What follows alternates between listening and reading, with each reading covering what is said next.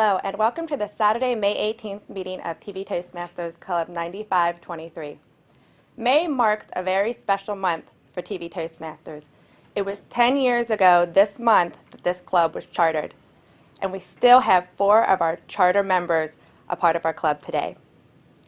So today is a very special celebration for us, and you'll hopefully hear references throughout the meeting about our anniversary month.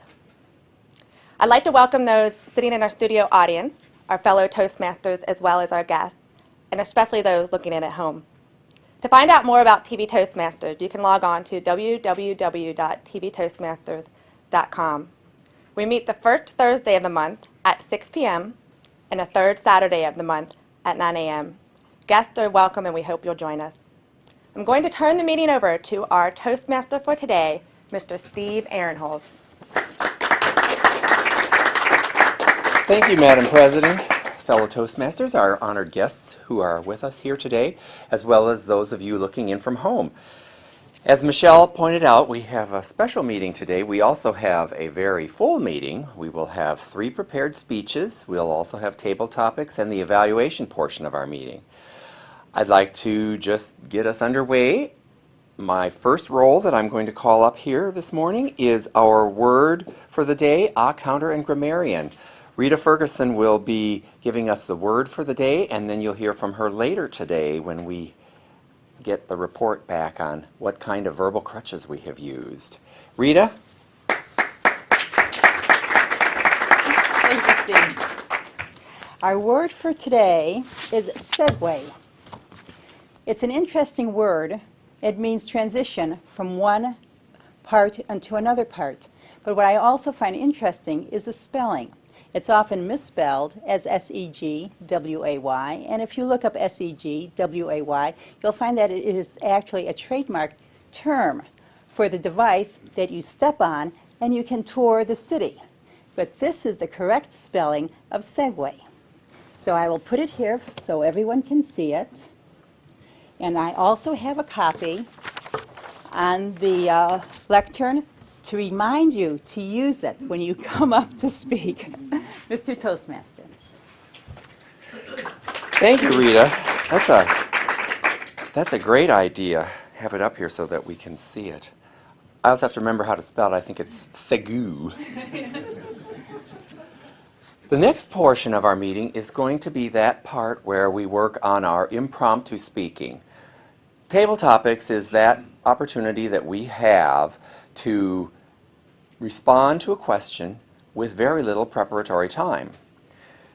Our table topics master for today is a relatively new member to our club, Michael Washington, and he is going to come up here and conduct the table topics portion of our meeting. So help me welcome Michael.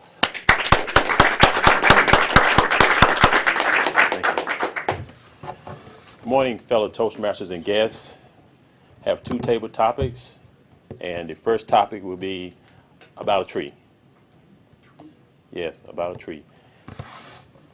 And the discussion is going to involve a neighbor who has a dog that has to be released out of her backyard every so often for a break. And all of a sudden, a large tree falls over into her yard. What will you do to resolve the issue? Kevin.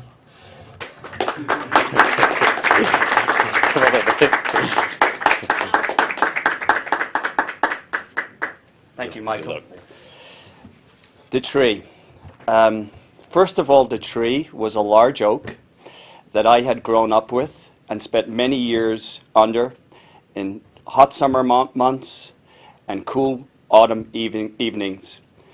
And the tree had fallen over during a large storm, and I was grieving about this tree. It was a mighty big specimen, and I really missed the tree. So the last of my concerns initially were the neighbor and her dog. But I did understand her concern about not letting her dog out into the backyard. It was a large dog, and I know that the dog being housebound was a major issue for this lady. So after getting over the initial grief, of the tree being lost in my backyard, I decided to bring in a tree company to cut up the tree and remove it. And then I had to go about repairing my neighbor's fence. So once the physical damage was removed, I had to deal with the emotional damage that I had caused my neighbor. So I invited her over for dinner, and after a long discussion with her, we decided to move forward and become friends, and I decided to start walking her dog for her twice a week, which I thought was a fair and amicable way of dealing with it.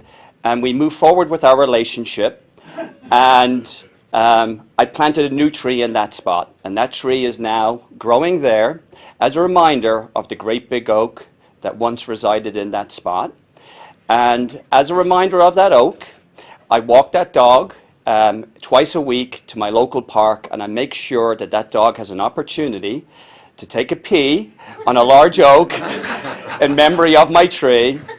And I'm very happy that I can live now in my house with peace with my neighbor. Thank you very much.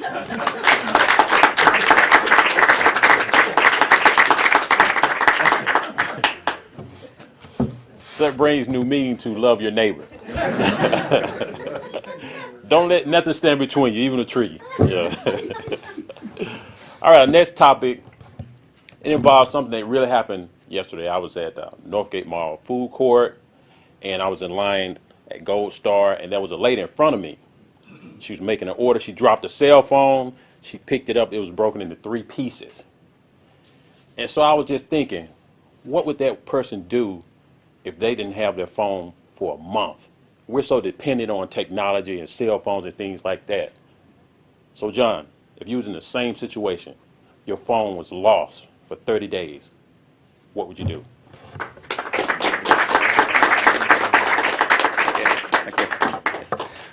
Okay, so if I would lose my cell phone and not have it for a month, there are 2 things I would do. The first one, I would figure out what to do from a damage control point of view. The second one is, can I turn this into something good? So on the first one, damage control, I would have to call all my friends and email them and ask them please to plan everything very, very carefully with me. If there's a change in plans, you have to email me again or contact me through other means than my cell phone. I would also need to go ahead and plan my own life much, much more carefully and take on much less risk of having things rescheduled. That's what I would do from a damage control point of view. Then I think this could be turned into an upside potential as well, because what I have been observing in restaurants and in playgrounds is that parents, they sit with their cell phones all the time and they don't really talk much with their kids. At restaurants, I see big groups of people, they don't really talk much, they sit all with their smartphone, and you wonder why do they even join up at this restaurant.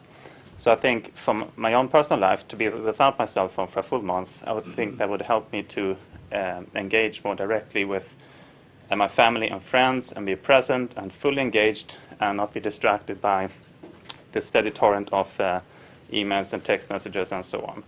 So I think living without a cell phone for a month might actually make me believe I don't need my cell phone at all. Maybe my life would become even better without it.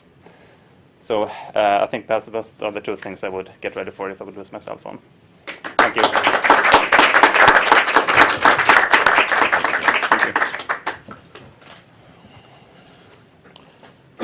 Thank you, John. Thank you, Kelvin, for participating. Now I want to turn the meeting back over to the Toastmaster. Thank you, Mr. Table Topics Master. Thank you to our guests who participated today.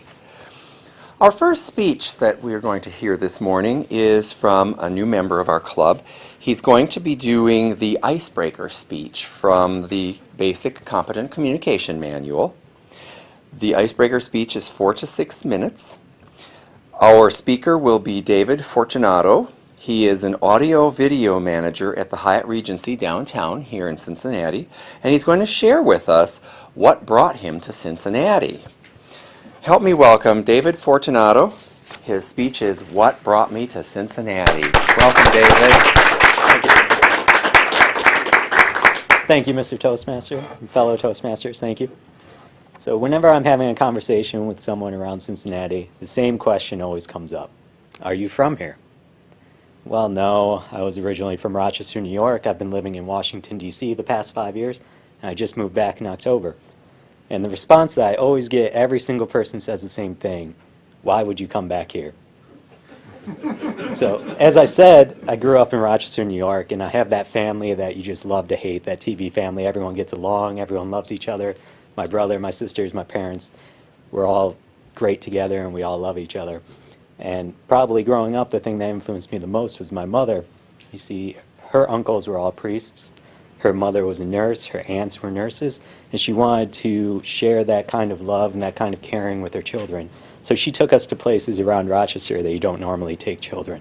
She took us to juvenile detention centers. She took us to orphanages.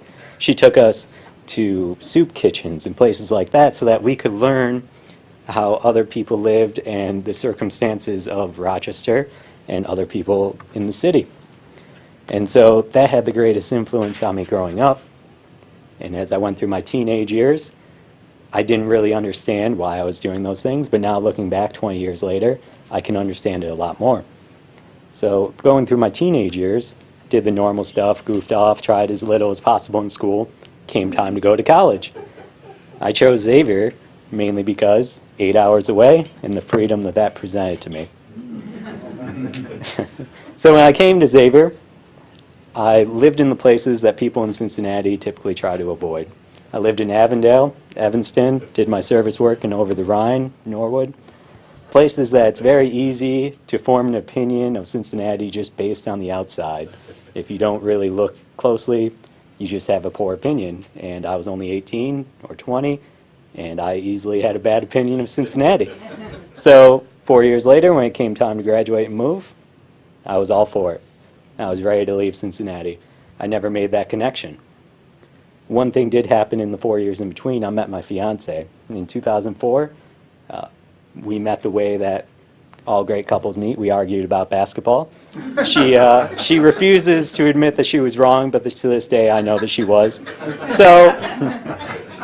So it took me 2 years to get the courage to ask her out, and we started dating for a year. And when it came time to graduate, she went to graduate school in Washington, D.C. So I followed her there. And I started a job doing live events, everything from bands to outside events, a lot of corporate events. I've had the lucky opportunity, I've worked with presidents, I've mic'd up President Obama, George Bush, people like that, foreign diplomats, famous people like Bono. I've worked with all of them. And to everyone, they're always impressed by that. They always think, man, that sounds like a great job. But a few years into living in Washington, D.C., Caitlin, my fiance, was having trouble finding a full-time job after graduate school. I was working about 70 hours a week, and cost of living, travel, all of that was just taking its toll on us, and we were really being drained. And we were just looking for an outlet. So she got an opportunity, actually, a job opportunity in Cincinnati. So that's the easiest reason for me to tell people, why did I move back? Well, my fiance got a job opportunity, and I came back with her. But that's not what I tell people.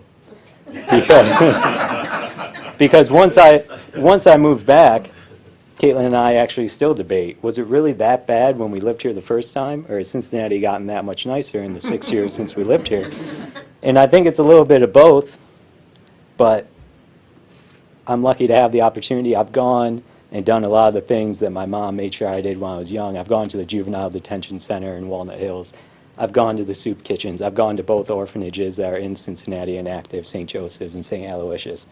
And a lot of these things remind me of home. And so when I say these things to people, they scoff at me, lifelong Cincinnatians. They don't understand.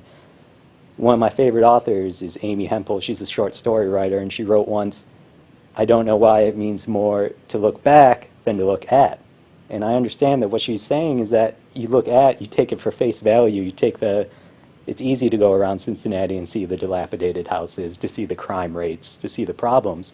But when you look deeper and meet the people and go do the beautiful parks, the restaurants, this is probably the best city I've ever lived in for food, it's easy to fall in love with Cincinnati. So when I tell people, why did I move back to Cincinnati, it's because it feels like home. And I'm just really excited about the future that I have here. Mr. Toastmaster?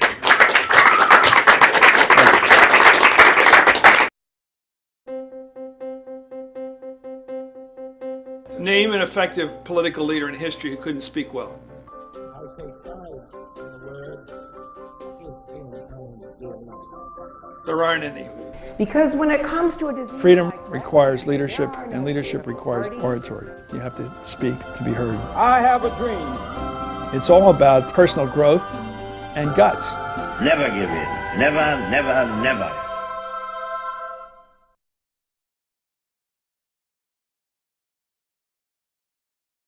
Welcome back. I'm going to introduce our second speaker for today. Actually, we're doing something a little different this morning. Carol Cormelink, one of our club members, is doing a project in the Communicating on Television manual. Specifically, this is Project 5, Training on Television. Her speech title is Mastering the Leadership Manual. Her purpose is to complete a training on television presentation, which is 5 to 7 minutes long. We're actually going to see a presentation that she has previously videotaped. It's the video playback that's evaluated rather than the live speech. We're going to look at how she does on camera, how she comes across. With that, we will start our presentation. We've got our monitor set up here and everything. So at this point, I'm going to introduce Carol Cormelink. Her speech title is Mastering the Leadership Manual. This is a pre-recorded presentation, and that's what we're actually going to be evaluating today. Help me welcome Carol Cormelink. Toastmasters, where leaders are made. You will use the leadership manual to help you grow as a leader. When you help yourself, you help others by paying it forward and helping others to grow too. One of the additional benefits of learning leadership skills is how your new skills can help your club and benefit the club. Your leadership skills turn what might be a ho-hum meeting into an exciting, energetic event, one that encourages you to do your best while encouraging others to do their best. The leadership skills practiced in the leadership manual are listening, critical thinking,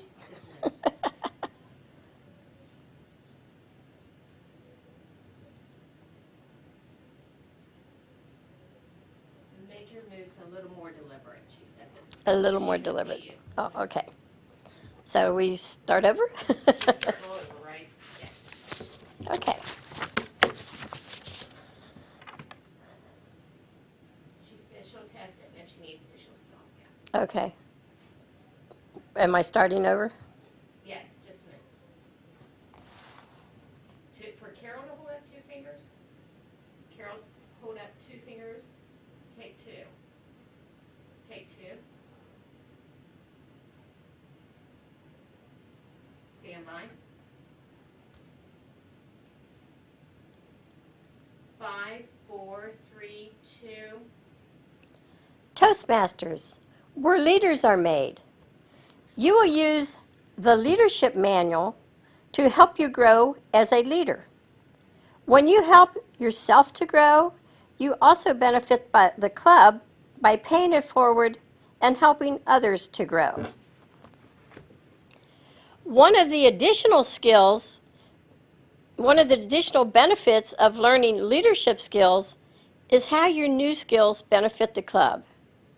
Your leadership skills turn what might be a ho-hum meeting into an exciting, energetic event, one that encourages you to do your best while encouraging others to do their best.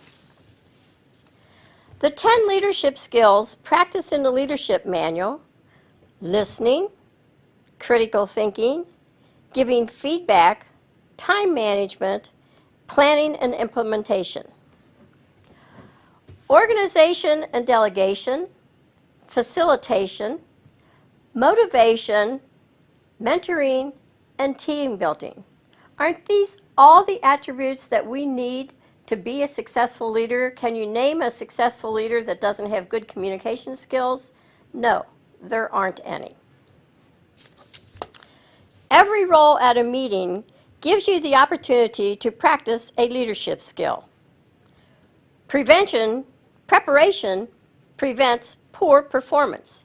The first thing to do, read the project in the manual, take the quiz to assess your skills, apply the topic to the meeting role. We have to stop. Okay. She said she's sorry, it was her mistake. Okay. So where are we starting from?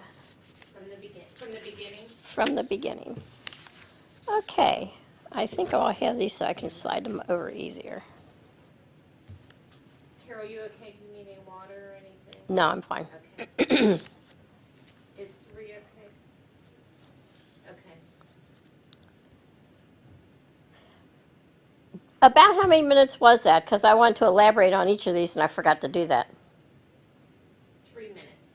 Okay, so now I have time to say listening. Isn't that important? That's the biggest part of communication. It is. Okay. Okay.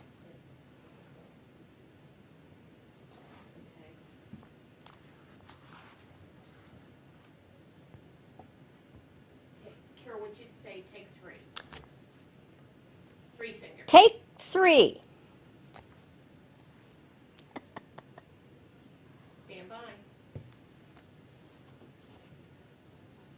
5, 4, 3, 2. Toastmasters, where leaders are made. You will use the leadership manual to help you grow as a leader. When you help yourself, you help others by being able to pay it forward and helping others to grow also. One of the additional benefits of learning leadership skills is how your new skills benefit the club. Your leadership skills might turn what might be a ho-hum meeting into an exciting, energetic event. Preparation prevents poor performance. When you encourage others to do their best, you are encouraging yourself to do your best. In the manual, there are 10 leadership skills. The first one, listening. How important is listening to leadership? Listening is the biggest part of communication. If you don't listen to others that you are leading, you're not going to be a very good leader. Critical thinking. Don't you have to apply better thinking skills?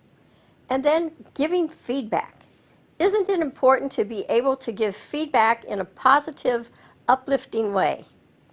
Time management. How many meetings have gone on and on because people did not know time management? That's one of the important skills that we practice in Toastmasters, so our meetings start on time and end on time. Planning and implementation. As I said before, preparation prevents poor performance, and when you plan your meeting, you can save a lot of mistakes during the meeting. Organization and delegation is very good. That's one of the problems I have is delegating. I know that if I do it myself, it'll get done. I'm not always sure when I delegate. Well, that's not the fault of the person you're delegating to. That's the fault of the one who is delegating because you weren't clear in making your needs clear. Facilitation. When you have a clear plan in mind, it's much easier to facilitate whatever you want done. And you have to be able to motivate. You motivate by giving the results, not the process. Tell them what the benefits will be. And then mentoring. Mentoring not only helps the person grow, it helps you to grow as a leader also. And team building. Together, everyone achieves more. I know you might want to do it all yourself, but you will accomplish much more by having other people grow with you. Every role at a meeting gives you the opportunity to practice a leadership skill. First, read the project. Know what it's all about, and there is a quiz to help you assess your skills. And apply the topic to your meeting role. Every role at a meeting has a counterpart in the manual that will help you grow in several different areas.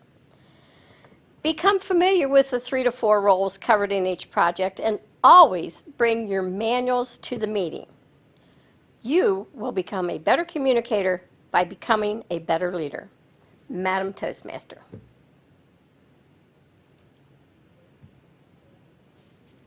That was 3 minutes and how much? 34 seconds. That was all.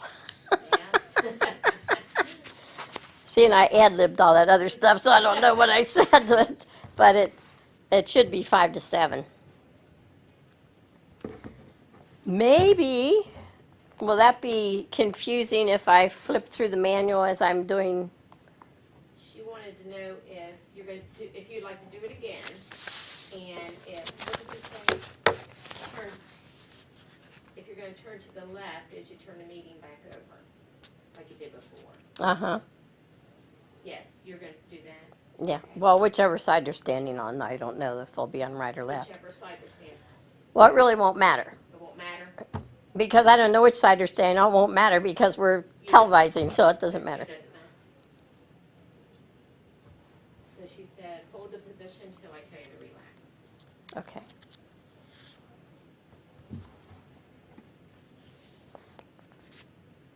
Would you like to go into another take? Yeah. Yes. This should be a good. Oh, yes, you're right. Take 4. Say Take 4.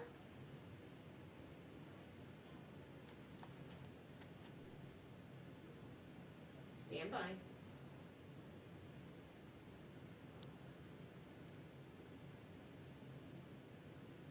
Anytime you're ready.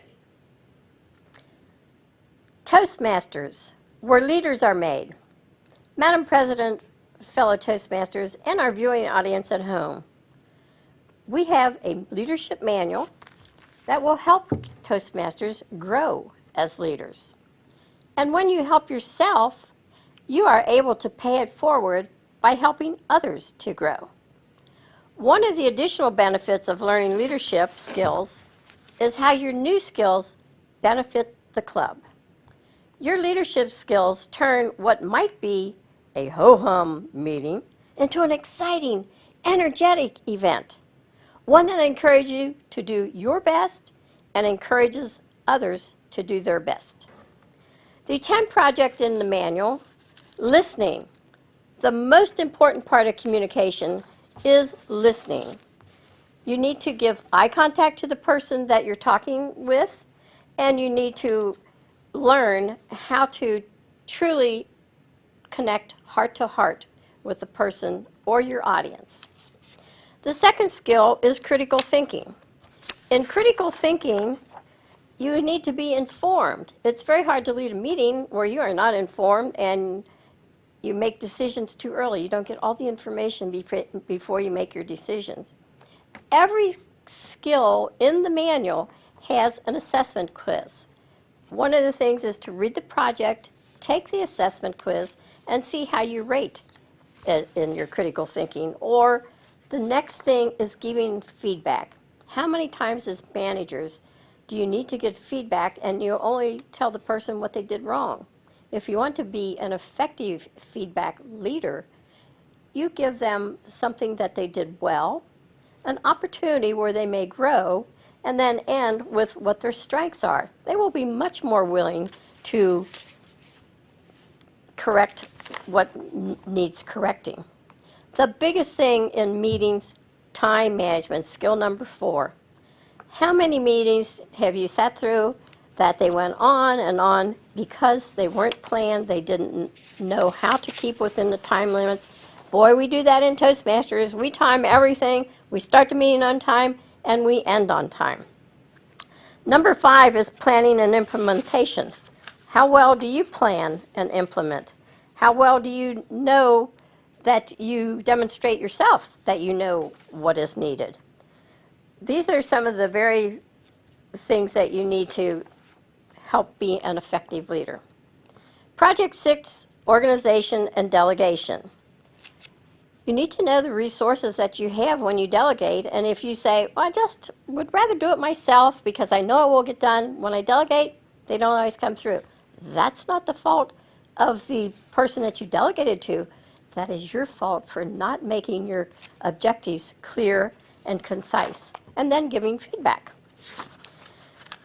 The facilitation. How well do you facilitate? Are you so opinionated that you don't allow others to voice their opinions? And if they do voice them, do you criticize them immediately? If you do, you're not going to get any more opinions. Facilitation is very important to interpret the information, clarify the task, and define the leader's role. In facilitating, number 7, you need to know how to present what you want very clear and concise. Number 8 is motivation. How well do you motivate? If you just criticize the person for the things that need to be corrected, they're not as open to your suggestions as they would be if you are giving them what they did well and have respect for them. I'd say that's the most important, is to have respect when you have to give correction. Number 9 is mentoring. Mentoring is helping that person to become a better worker, Toastmaster, whatever it is, and by helping another person, you actually grow yourself. And the last one is team building. Together, everyone achieves more. To build a team, you need to select the team members that are going to work well together, review the goals, establish the parameters for the project, develop a plan, establish controls, and build team trust. When you go through the manual, you will complete the leadership manual, and every role at the meeting gives you this opportunity to practice a leadership skill. So preparation prevents poor performance. First, read the project. Second, take the quiz to assess your skills. Third, apply the topic to the meeting role. And fourth, become familiar with the 3 to 4 roles covered in each project. And 5, always bring your manuals to a meeting. You will become a better communicator by becoming a better leader. Madam Toastmaster. Thank you very much. And now for our next speaker, Stanley Glitchner.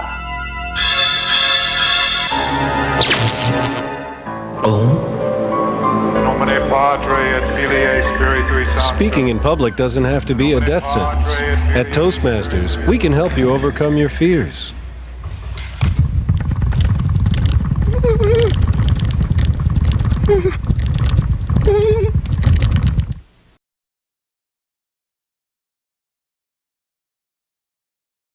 Welcome back.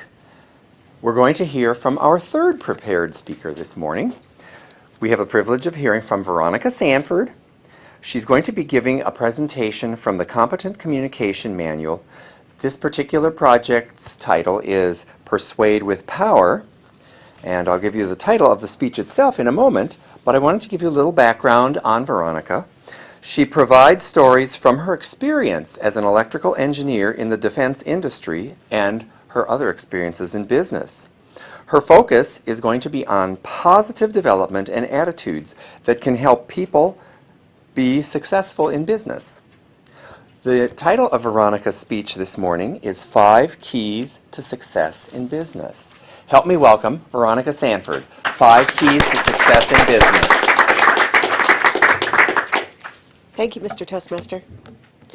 Well, doesn't this provide an opportunity for a segue from talking about competent leadership in Toastmasters to leadership and self-development at work?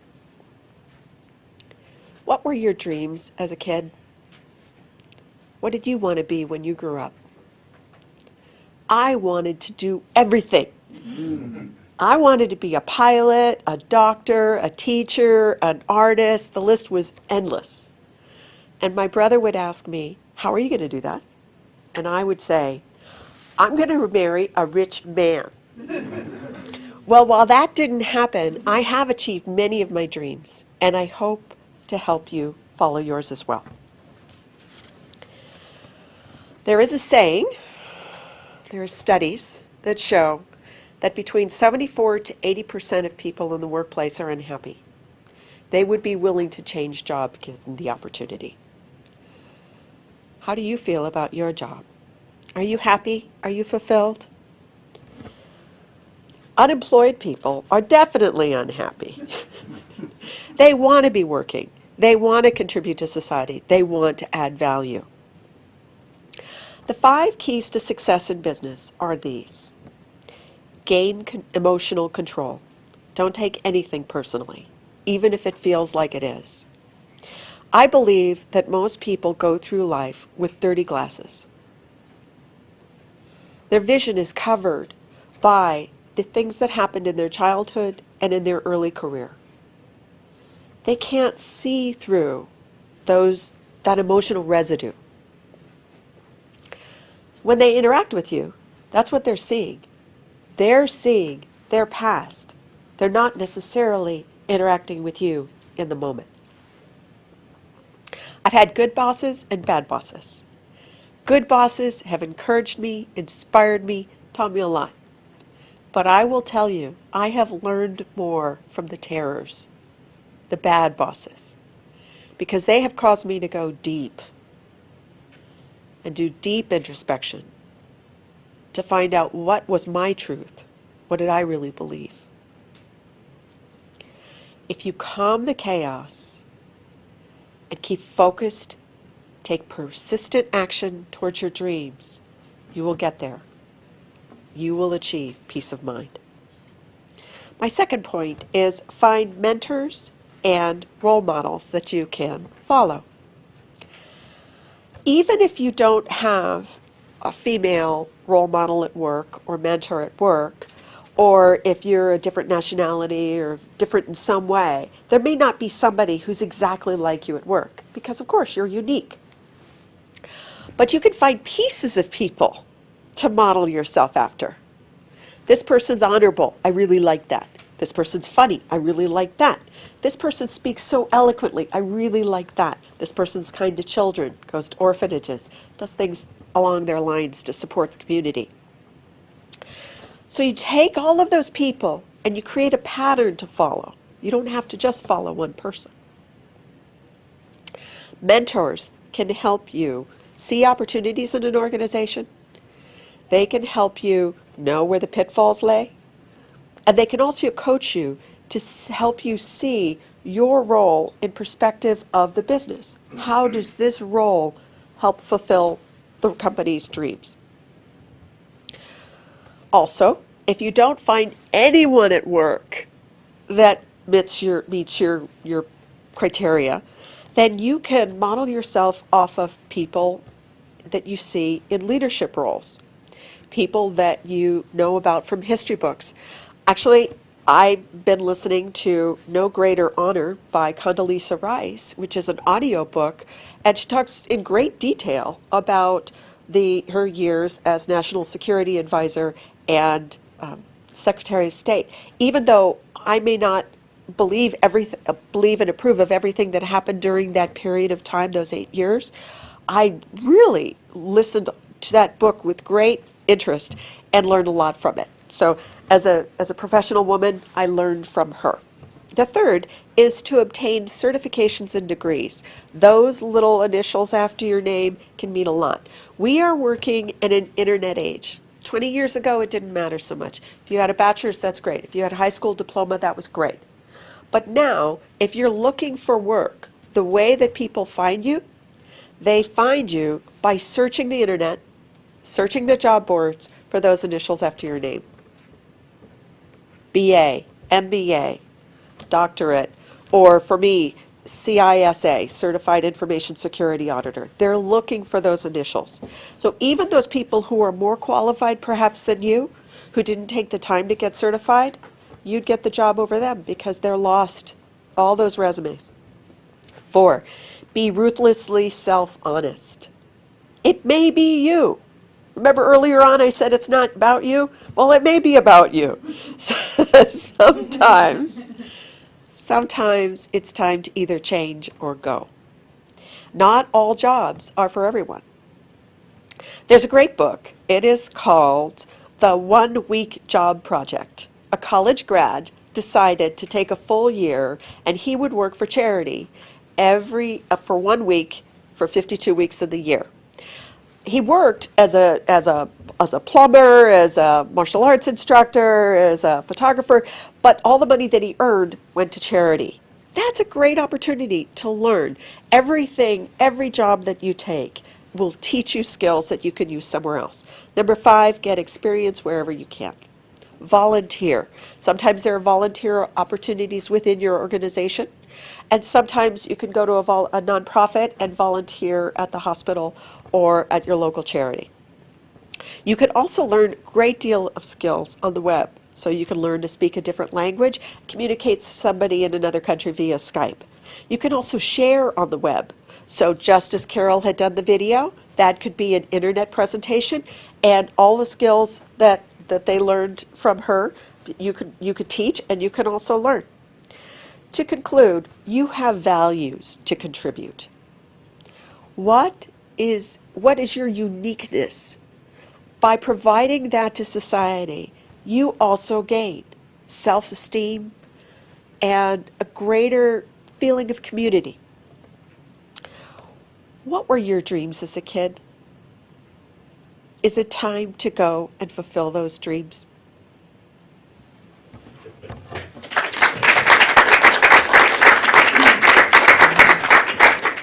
Thank you, Veronica. What future do you envision for yourself? What dreams do you have? If you want your dreams to come true, you must have confidence in yourself and your abilities. A Toastmasters Club can help you build that confidence. A low-cost learning experience for men and women. Toastmasters shows you how to express yourself clearly and effectively. Make your dreams a reality. Join a Toastmasters Club.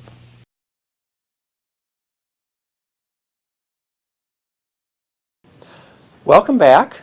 We are going to start the evaluation portion of our meeting. At this point, we hear back from our evaluation team and the general evaluator how our meeting has been progressing. We're going to hear some things about each of the prepared speeches that were presented this morning, what their strengths were, some things that they might want to consider for improving their communication abilities. We're also going to get some feedback on the crutches that we've used while we're speaking. We're going to hear how many of us have used the word segue today, as well as whether we used it correctly. Help me introduce our general evaluator this morning, Paul Wessels. Paul? Michelle Lewis, she will be evaluating. She'll be evaluating David Fortino's speech, his icebreaker. Michelle. Thank you, Mr. General Evaluator. To our guests in the audience, our Toastmasters, but most importantly, David. My sandwich today is going to basically be bread. There wasn't a whole lot of meat on the sandwich, which is a great thing. You gave the hardest, easiest speech today. So that's what we refer to your icebreaker, because it's the hardest, it's your first one. It's the first time you've come up here to speak in front of an audience, but it's the easiest because it's about you. You know yourself best. So you did this today with ease, and some of the things that you did are actually traits or characteristics of an experienced Toastmaster. You use no notes. So for you to get up here today and not give notes is very impressive. I think I used notes probably for my first, till I had to give a speech without notes. So that is very commendable. You segued very easily from your opening to your body to your closing. So you kept us all engaged. And what I liked specifically was the way you added humor into your speech. You just very were at ease, and you didn't like give us a punchline, but you easily incorporated humor. Loved how you talked about how you met your fiance over arguing about basketball, and also how you talked about your family, you talked about your background, you talked about why you came back to Cincinnati. As far as areas of improvement, the only thing that I could pick out, and it was hard, I was digging for this, was potentially your use of pauses. So when you closed at the end, you said, why did I come back to, or why am I in Cincinnati? Because it feels like home. Maybe you could have paused a little bit more and let the audience kind of get to the edge of their seat and then deliver that. But that is something more experienced Toastmasters work on, but I have to tell you, you had quite a number of the characteristics of an experienced Toastmaster. A couple other things you used a quote today. So you quoted one of your favorite authors. That is something that gives a lot of validity to what you're saying, and it's important to incorporate that later on in your speeches, and that's something you did right off the bat. So great job. Looking forward to the next speeches. Fantastic. Thank you. Thanks, Michelle. We can segue now into the second evaluator, Veronica Sanford. Veronica, not only an excellent speech, I'm looking forward to this excellent sandwich here. Veronica is going to be evaluating Carol. She's going to be evaluating Carol Cormalick's presentation. Veronica. Carol, you're in trouble. I'm on a low-carb diet.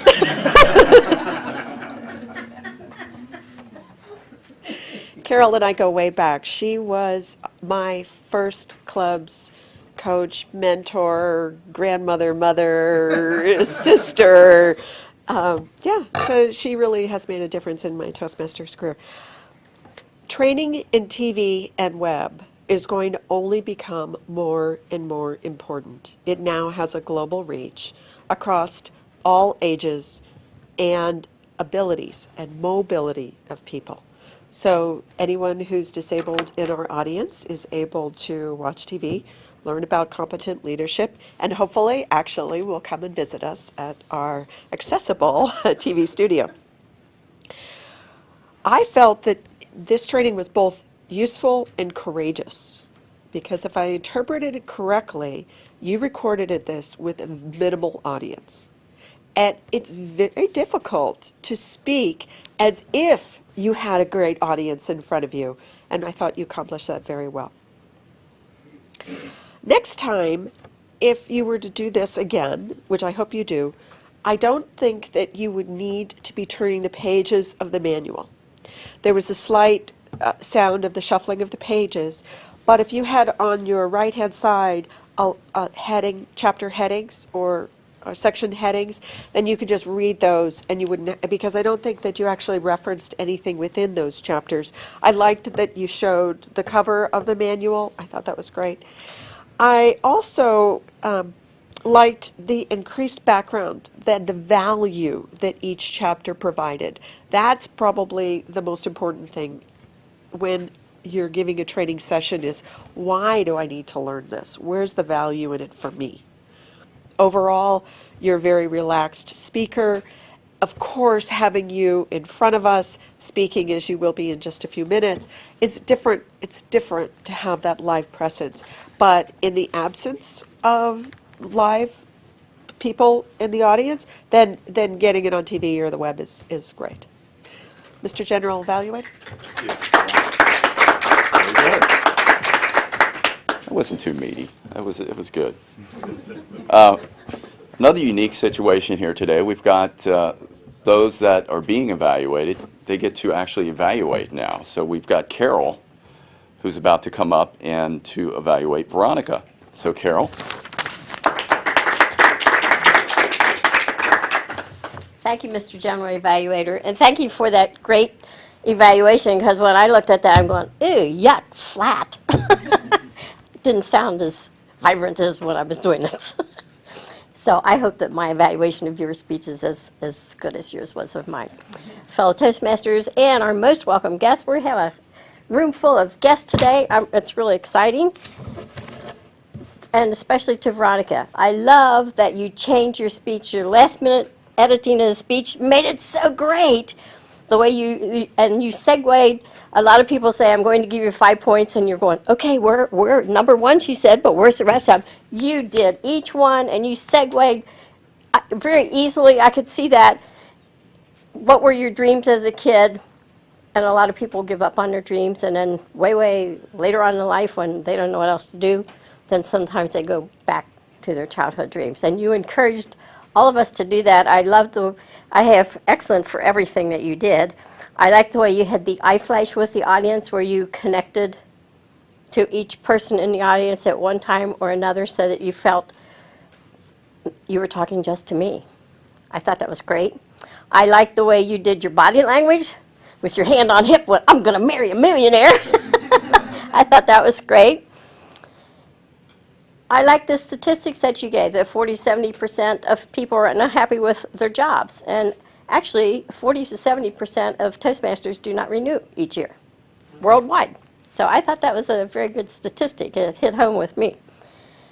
I like the 5, they were valuable tips that you gave us, and to say what you might have done differently. You gave personal examples in the beginning, and I didn't notice throughout the speech that you had given all those personal examples as you did in the beginning, and that really made it go home for me with all that. I like the wealth of ideas that you shared. I thought they were very valuable. I like that you took the ending back to the beginning. You tied the speech right together, and that you gave clear and concise examples that I could visualize. When you said that, the way you presented each point, I could visualize it with your body language and your vocal variety. So I thought it was a great job. Thank you, Veronica. Mr. General Evaluator. Thank you, Carol. Very good evaluations. It's time now for the grammarian portion of the meeting. So please help welcome Veronica, or no, Rita Ferguson. I'm sorry. Looking at the wrong. I told you I needed my glasses. Sorry about that, Rita.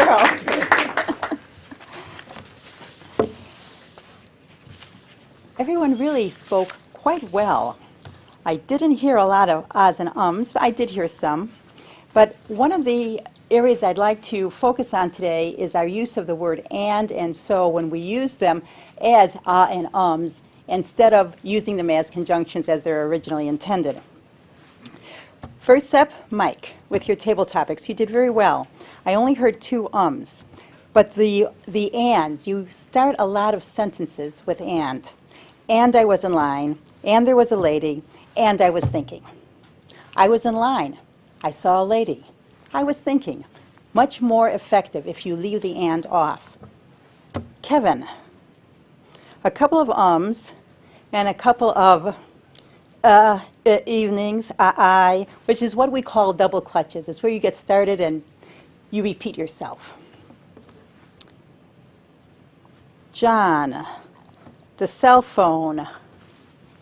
I noticed American people who are raised in the United States, we usually say ah and You say and So maybe that's just a translation. So a couple ers, couple And then one thing, when you said parents, they sit there. Parents sit there. You don't need the parents, they. Then, okay. David Fortunato, very nice speech. Where's David? Oh, there he is, okay. You don't use and as a connector, you use so. So be careful about the so's. So whenever I came to Xavier, 4 years later, when I came, 4 years later, it's far more effective. Steve, introducing Carol, only one comment I would make. You told the audience we have the monitor set up and everything. Is the monitor set up? Carol's speech. Carol, the word thing, and Carol and I have had this conversation in the past about using the word thing when we can't remember what should go in there.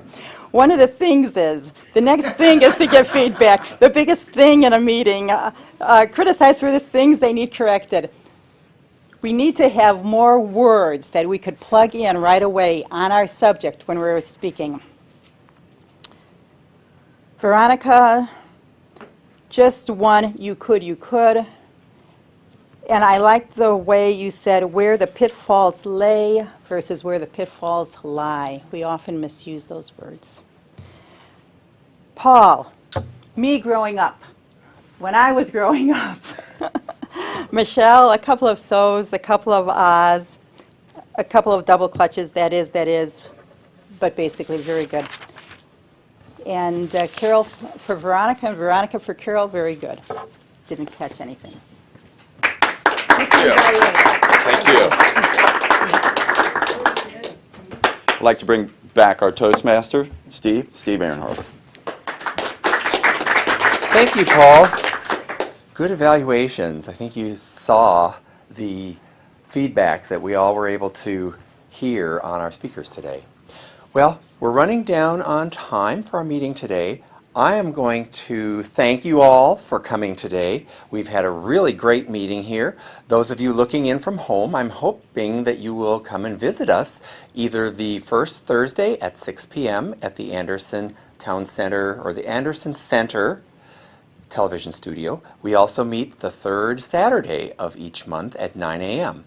The television studio is located in the lower level of the Anderson Civic Center. I'm going to turn the meeting back over to our club president, Michelle Lewis. Michelle? Thank you, Mr. Toastmaster. Just real quick, I'd like to recognize our guests today. We have John Algers, Calvin McAvoy, Mary Kay Meyer, Becky Hall, and Dilip. Have all joined us today, so we hope you guys will come back. It also, as I mentioned earlier, it is our 10-year anniversary, and I would like to recognize our charter members that are still present with us today. We have Steve Ehrenholz, we have Sheila Mudd Baker, we have Rick David, Carol Cormelink, and Michael Washington. So a big round of applause for our charter members. And last, I'd like to thank those looking in at home. To find out more about us, please log on to www.tvtoastmasters.com. This concludes our meeting of TV Toastmasters, Saturday, May 18th. My apologies. Thank you.